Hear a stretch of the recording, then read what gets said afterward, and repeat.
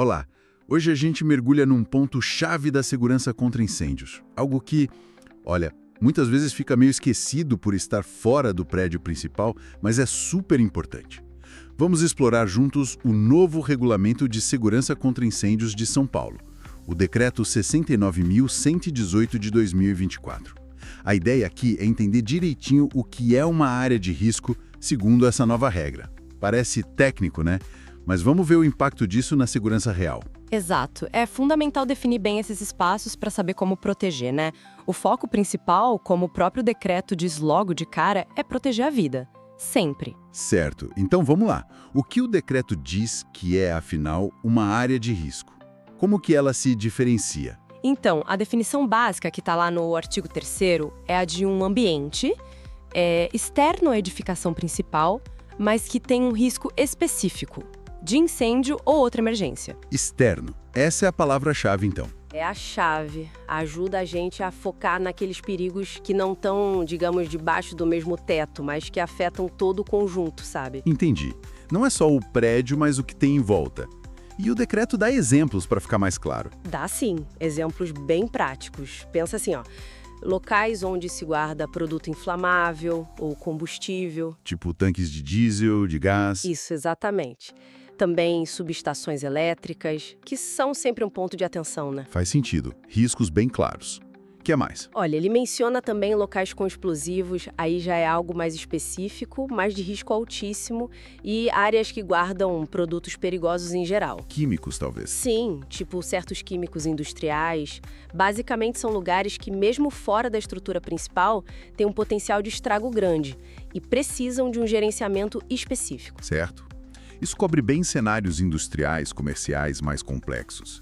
Mas e situações mais, talvez, comuns? Tem algo sobre isso? Tem sim. E aqui tem um detalhe bem interessante no artigo 26 que fala das áreas descobertas. Descobertas. Como assim?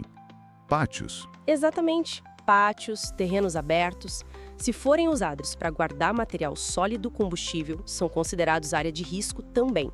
Não importa para que serve o prédio principal. Ah, isso é importante. Quer dizer, um lugar que guarda madeira, por exemplo. Ou material reciclável que pega fogo fácil, mesmo aberto.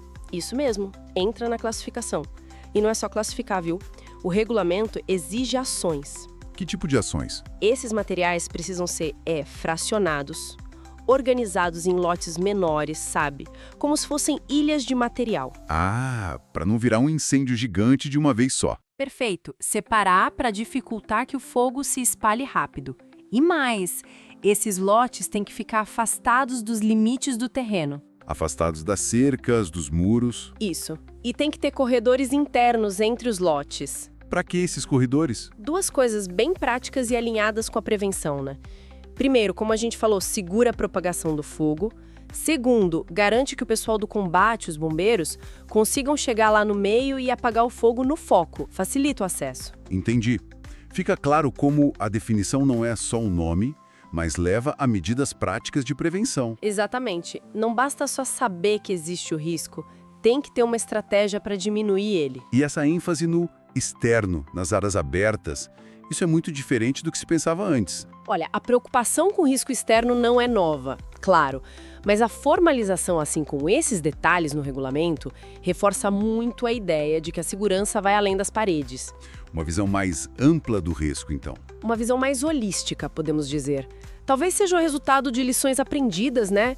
Incidentes que começaram fora e, escalaram rápido. A norma obriga a pensar na propriedade inteira. Imagino que em lugares grandes, com vários prédios, definir o que é interno e externo pode ser meio complicado às vezes, não? Pode ter seus desafios, sim, mas o espírito da norma é: se tem um risco de incêndio ou emergência concentrado fora do prédio principal, tem que tratar como área de risco, com as proteções certas. A definição ajuda a não deixar esses pontos perigosos numa zona cinzenta. Certo. Então, resumindo o essencial, a área de risco, por esse decreto, são esses perigos específicos fora do edifício principal. Pode ser um tanque, uma subestação ou até um pátio aberto guardando material combustível. E para esses pátios, tem regras de separar em lotes, deixar corredores. Perfeito. E entender isso direitinho é crucial.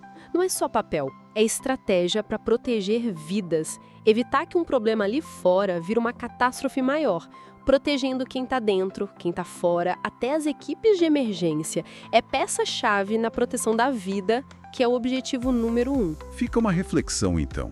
Se o foco está tanto nesses riscos externos definidos, como será que as características internas de um prédio que fica ali perto, tipo a ventilação, que pode puxar a fumaça para dentro, ou salas importantes muito próximas dessas áreas, como que isso interage com a área de risco externa? Será que essa interação não cria um perigo extra, que talvez precise de mais atenção ainda numa emergência real? Fica aí para a gente pensar.